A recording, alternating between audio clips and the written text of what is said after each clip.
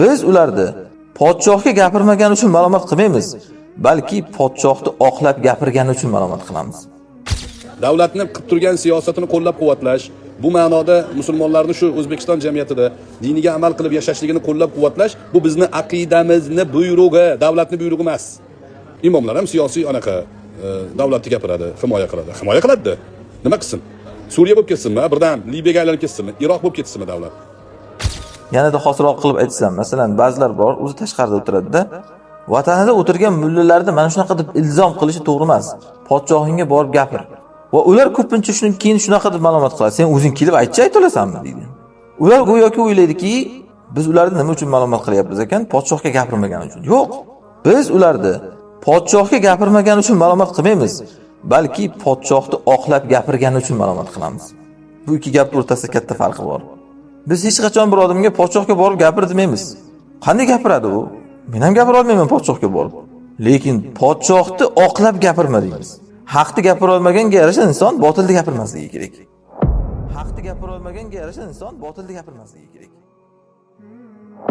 Da'vat odamlarni bezor qilish darajasiga bormaslik kerak. Biz odamlarga yetkazishga buyurilganmiz. Fadakkir innama anta muzakkir lasta alayhim bimusaytir degan Alloh. Eslating, siz eslatuvchisiz, odamlarga hukmron emassiz. Ya'ni ba'zi odamlar bor-ku, endi da'vat ekan, amr ma'ruf ekan, nahiy munkar ekan deydi-da, odamlarni hol joniga qo'ymay bezor qiladi. Shu din desa, odamlar qo'pol bo'lsa ham aytadiki, ko'nglim aynayapti, shu gapirma deydi. Masalan, ba'zilar bor shu tavhid masalasida, tavhid, mana Yusuf alayhisalom tavhidga chaqirganlar. Lekin shu odamlarni yopishib bezorini chiqaradigan darajada emas, ko'sa qochadigan darajada. Ba'zi odamlar ana shunaqa. Tavhid, kiyimida ham tavhid, yurganda ham turganda ham tavhid. Sahobalar bizdan yaxshi muvahhid bo'lgan, lekin bunaqa darajada emas. Odamlarda bir diniy shiorlardan bezorini chiqarmaslik kerak. Saamat, ya'ni zerikish, bezorlik inson dindan chiqaradi keyin. Hatto u dinga kirib turgan bo'lsa ham. Nabiy sallallohu alayhi vasallam sahobalarga oralatib mau'iza qilganlar. Abdulloh Mas'ud aytganlar, men ham Rasululloh oralatganlardek oralatib mau'iza qilaman degan.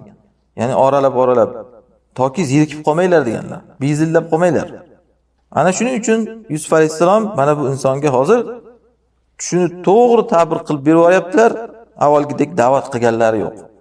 Endi ikkinchi ehtimol, podshohga da'vat qilganligi nimaga kelmadi deyilsa, chunki podshoh yo'q bu yerda hozir.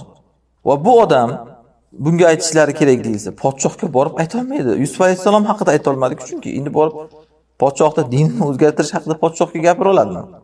Bir may quyuvchi odam, ya'ni ofitsan hozir zamon tilida. Borib podshohga shunaqa qilib aql o'rgata oladimi? Yo'q. Yusuf alayhisalomning qamoqdaligini ayta olmadi-yu. Mana bundan 739-foydani olamiz. Inson odamlarga podshohingga undaydi, podshohingga bundaydi deyishligi to'g'ri emas. O'zingiz deya olasizmi?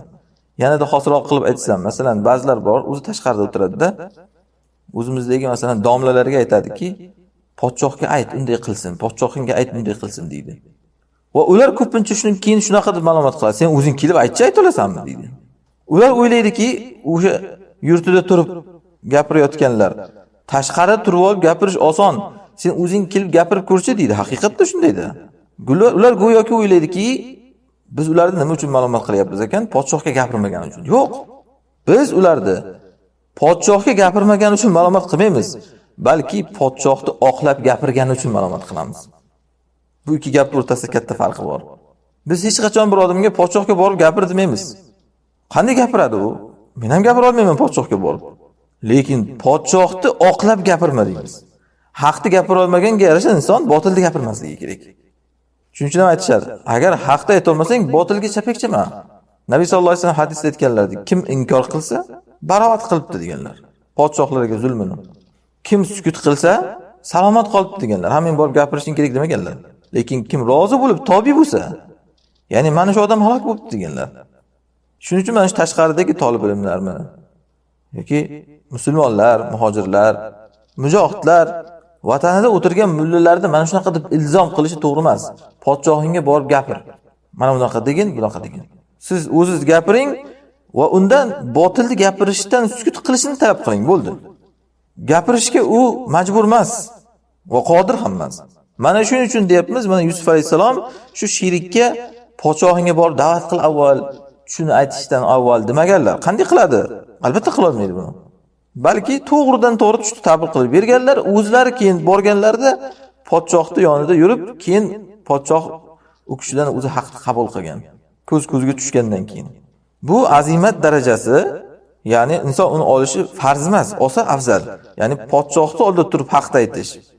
Shuning uchun eng afzal shahid deyilgan podshoh uni o'ldirsa o'shanda. Lekin ayta olmasa, sukut qilsa, uni aybi yo'q. Muhimi botilga chapak chamaslik kerak. Mana shu narsani tushunib olish kerak.